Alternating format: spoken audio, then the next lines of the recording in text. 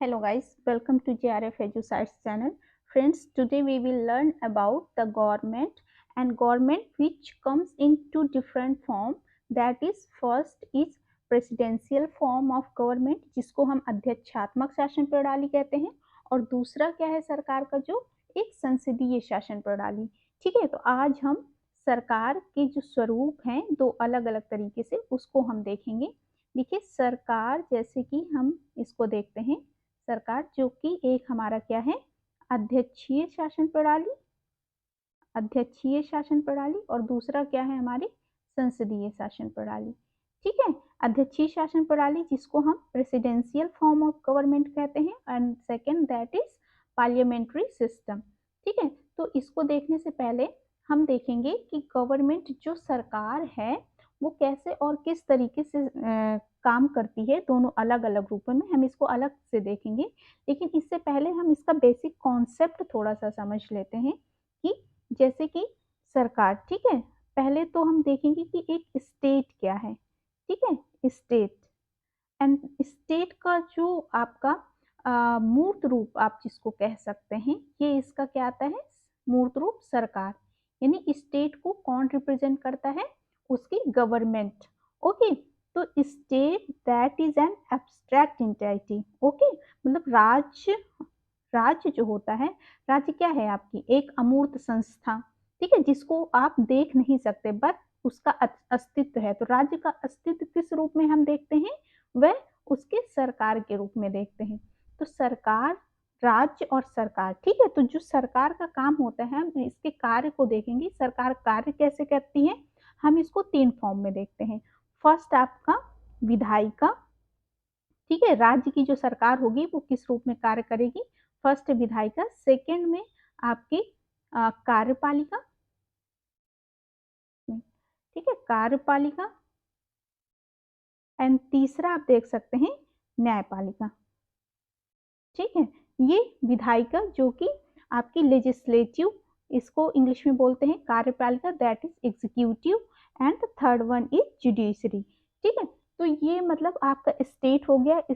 State का जो मूर्त स्वरूप है इसको कौन रिप्रेजेंट करता है, government. And government comes to the in the three form of, that is first one is executive legislative जिसको हम विधायिका कहते हैं, सेकेंड है कार्यपालिका और तीसरी है न्यायपालिका।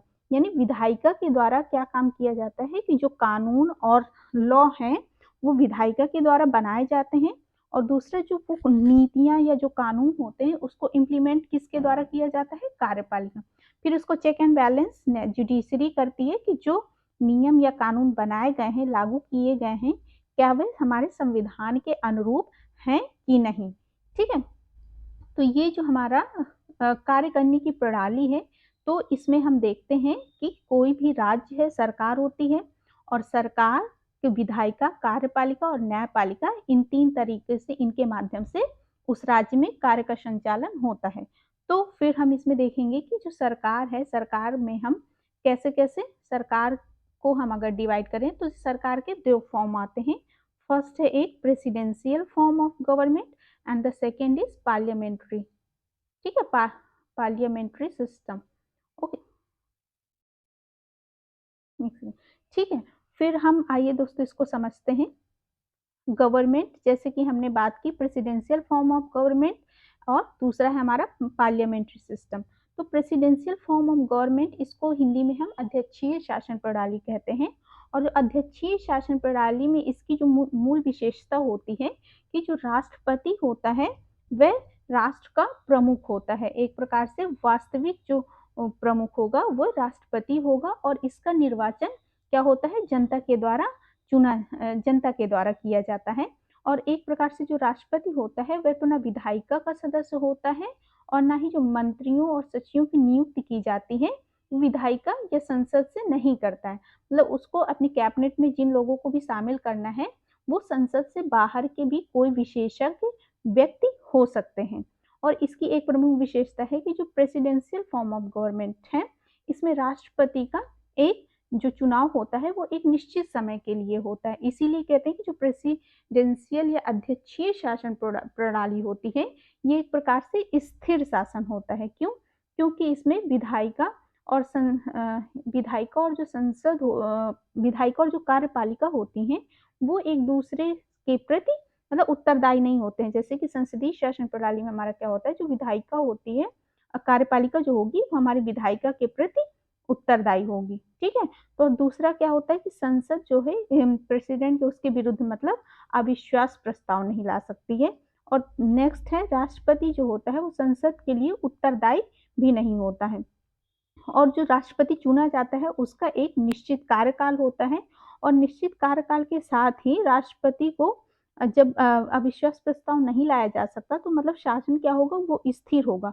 और इसके अलावा अगर राष्ट्रपति को हटाना है शासन से तो केवल एक महाभियोग की प्रक्रिया है और उसी के द्वारा ही राष्ट्रपति को शासन से हटाया जा सकता है। वहीं हम पार्लियामेंट्री सिस्टम को देखें तो संसदीय शासन प्रणाली में क्या होता है कि इसमें संसदीय शासन प्रणाली जैसे कि भारत में है, ठीक है, ये ब्रिटेन से अपनाई गई है। संसदीय शासन प्रणाली में हम देखते हैं कि शासन का जो संवैधानिक प्रधान होता है वो राष्ट्रपति होता है और जो वास्तविक प्रधान होगा वो प्रधानमंत्री। और सामान्यतः क्या होता है भारत में संसदीय शासन प्रणाली है तो इसके तहत जो प्रधानमंत्री होता है वो लोकसभा में बहुमत दल का नेता होता है सामान्यतः।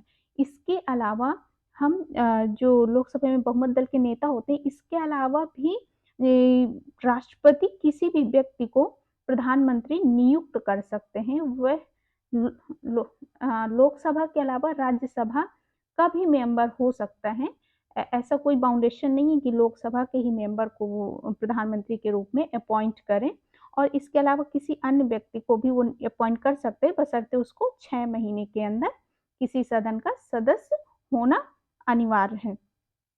इसके साथ ही देखते हैं कि जो कार्यपालिका और विधायिका में संसदीय शासन प्रणाली में इसमें इसका पृथक्करण नहीं होता, क्योंकि संसदीय शासन प्रणाली में क्या होता है कि जो कार्यपालिका होगी वो विधायिका के प्रति उत्तरदायी होती है अपने कार्यों के लिए।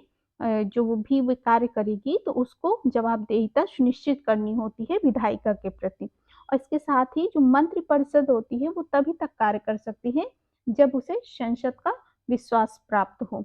तो हम देखते हैं कि जो संसदीय शासन प्रणाली इसी वजह से इसका एक जो नकारात्मक पक्ष हम देखते हैं संसदीय शासन प्रणाली में कि इसमें एक अस्थिरता आपको दिखती है, ठीक है। मंत्रिपरिषद क्योंकि कभी भी संसद से अगर उसे अविश्वास प्रस्ताव पारित हो जाता है तो 5 साल के पहले भी पूरी मंत्रिपरिषद को भंग की जा सकती है। इससे क्या होता है, शासन में हमारी अस्थिरता आती है, ठीक है। तो ये कह सकते हैं कि जो अध्यक्षीय शासन प्रणाली है उसमें शासन की स्थिरता रहती है। इसीलिए जो नीतियां हैं, कानून है, उनके मतलब सदस्यों के द्वारा जो भी मतलब काम किए जाते हैं तो उसमें शासन क्या होता है, स्थिर होता है, निश्चित समय के लिए होता है। जबकि संसदीय शासन प्रणाली में यदि मंत्रिपरिषद भंग हो जाती है तो वो शासन एक प्रकार से अस्थिर होता है, फिर से मतलब चुनाव होंगे, फिर से आपकी मतलब गवर्नमेंट फॉर्म होगी। तो ये कहीं ना कहीं एक अस्थिर शासन को प्रदर्शित करता है, ठीक है। Okay, thank you.